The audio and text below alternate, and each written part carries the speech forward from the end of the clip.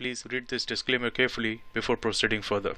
All right, traders, let's look at the markets. Thanks for joining me in this analysis. My name is Vic. On gold, we had several opportunities and we were able to take a few positions on gold. But before we jump in there, let's see what has been happening. Um, we spotted this on lower time frame as a day trade, and we were able to take a long from here all the way to this target, and then we were able to take a little short position going back into this zone. Then I mentioned that if this zone becomes like a resistance, then I will look for a short opportunity, and I was expecting it to turn into resistance, but it did not. On Friday, during the last few hours, it started to move back up. That means this zone is still valid. Like that area of 1928 to 1930 is still acting as a very good support for gold. Now looking back on higher time frame, why we have been looking at this region is because of this. Let me just give you a quick reminder of this. Gold has created this W pattern here. It's an extended W pattern. That means it was expected to go down, and that is why when we looked at this particular zone, we were able to take short position. This is the W pattern which actually completed there. So since then, we have been looking at various opportunities around that zone.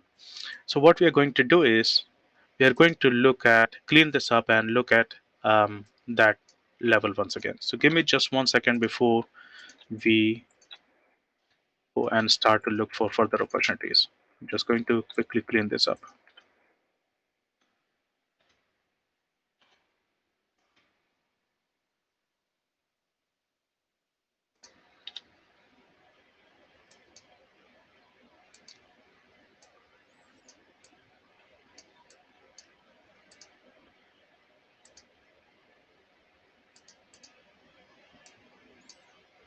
Okay.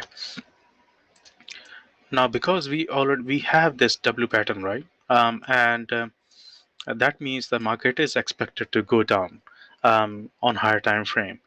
That's why we were actually taking a short from here, and that's why the market is expected to go down furthermore. But you see that that analysis on monthly time frame, so it may take time to actually reach all those profit targets. Before that, we can have several opportunities on the long side and the short side, and the market may actually go back up to give us better opportunities. So we should be trading, we can have our biases, but we should be trading only what we see, and that's how we can maximize our opportunities. The bias for me is short side, at least to this level again, or furthermore into this level. But if I get a good long opportunity, I'll go for that and I'll go for short positions, but I'll be favoring my short positions more because higher time frame is in my favor. So if I go to the weekly time frame, what I see that the market is struggling with that particular zone of 1927 and 1930 level. But look at this candle. This candle is actually an engulfing candle, engulfing bearish candle, and that basically shows that the market is expected to go down furthermore. But having said that, this is again looking at weekly. So if you're day trading or if you have positions for on daily time frame, then you may still have a chance to go long on gold. Again, this is one of those levels where the market can come to, because this is a moving average. So market may actually start to fall down to this level where we had the previous touch as well, this one here as well. So this 1900 around that area, that's a good round number as well. So that's a good area where we can look for a long position, or if you're looking for short, then this can act as your profit target region. So if I go to the daily time frame, what I see that there are a few things happening. As I mentioned before in my analysis, that we can spot that we have this W pattern here, which has turned into a complex W pattern. What I mean by that is we have something like this right now. Oops. We have something like this right now, or this can be also taken like this. So these levels, which we found out in previous analysis, they are still valid. 1988 level is valid, 2014 level is valid, 2022 level is still valid, because we have this opportunity of having a W pattern. So if the market starts to move higher from here, it needs to go first challenge this 1988, and then if it breaks through that, then the next level is 2014, and the next one is going to be 2028, something like that. Now let me just quickly draw Fibonacci on it just to confirm something. Yep. And little bit extended case can be like, it may touch that zone once again before it start to fall down again. Now that is the bullish scenario that we have. On the bearish scenario, what we have here is that we also have this M pattern forming. So that is going to look like this.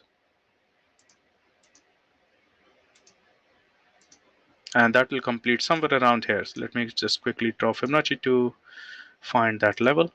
Okay. So this is where the market may come to. One level is right there, 1891. So this is why that area is very, very important. Around like 1900 level is very important. We have seen that the market rejected that. It went through it but immediately recovered again. But this time, if it starts to fall down, if this 1920 1930 zone is broken, then we are looking for something like this. So this is going to be my area of interest. And once the market has reached there, then we can expect it to move even further up. And it may come back again to retest that structure here, which is acting as support right now. So let's see what happens on gold. At the moment, it is not exactly very clear what's happening. There was a head and shoulders pattern which we identified, and that worked out fine. It may look, on 4 hour time frame, I can see another level which is around this 200 moving average. Market may actually start to move upwards. There is a double bottom which has actually formed here, and now we have a W pattern forming on 4 hour as well. So let's see if we can find an opportunity there. If I draw Fibonacci on it, okay, that's one. Another one is around here. Yep. So this is looking like a good level here as well. And if I draw Fibonacci on this, okay, yeah, that's looking very good. Okay, so now remember this move that we just discussed. Now this can also be broken into sub moves. So let's look at these. Okay, if the market starts to move higher, then the first level is this. If that gets broken, then the next level is this, and then the third level is going to be around here. So these are the levels that I'll be looking for. If it actually breaks through this, then I'll be looking for 1908 because that's near about round number, but I'll be looking for 1891. These are from lower time frames. On higher time frame, I have another level present here on 1861, and then we have 1840. Those levels are still valid on from higher time frame. So that's what we have on gold. Let's look at silver. Right, on silver, we mentioned we were looking for this level of 2691 as a level, or no, not 2621, 2624 as the level of decision making. Why? Because it was kind of like consolidating. It was expected to come down here, and then we were expecting it to make a decision whether it wanted to go up or not. Now silver has a better bullish case than gold at the moment. Even though if we look at the previous week's candle, this is still looking like a bearish candle which can indicate another move down. But you see that the 30 level was never reached. When the market comes very close to these levels, like these round number levels, especially like which are multiple of tens, um, it usually creates an initial reaction. It generates an initial reaction, but then it usually goes back into that level or even higher than that to create a double top kind of thing. So that is why silver may have a better opportunity for bullish case. But at the moment, it is still struggling with that level that we identified on 20 few weeks ago on 26 to 241, and that is still acting as a decision level. If it actually breaks through that, then the next one is 22.91.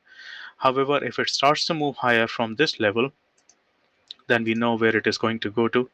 That's approximately around here. If we go to the daily time frame, it is again consolidating, so there is no clear indication right now on daily time frame, but on 4 hour time frame we have a good indication. We have an engulfing candle here, and market has been taking this area as a support. There has been a lot of rejections around here, but you see the 200 moving average is right below it. So I'll still be very careful taking a long trade here. I need to see whether it is actually moving upwards. If I miss an opportunity to go long, I'll just miss it. That's fine. But if it actually comes down into this zone and around 200 moving average, if I see that the market is giving me a good opportunity to go long, then I will take it. Otherwise, I won't. I'll be very careful around this zone, especially when all these moving averages are coming closer and they are about to cross. These crossovers are very important. They can give us very good opportunities, but you have to be on the right side of the crossover. And we can see that these two moving averages are coming very close to each other, and they are probably going to cross as well. So I'll be very careful on silver. I have a simple rule: if in doubt, get out. So basically, simple as that. I'm not going to trade silver if I do not see a clear picture around here. If you're interested in learning how to analyze the markets the way I do using Fibonacci Confluence, then head over to Vikinsa.com, and under training section you'll be able to see Core Strategy Training Program. On this page you'll be able to see the testimonials of previous students and also look at the brochure. The brochure has a lot more information, including the course structure and the Fibonacci Confluence Training Program curriculum. This is a very extensive program in which we cover basic core Fibonacci concepts along with the advanced concepts to analyze the markets with high probability. If you're interested in joining this program, come to Vikinsa.com, and under training section you'll be able to see and submit this form. Thank you for watching. Find and follow us on these social media channels.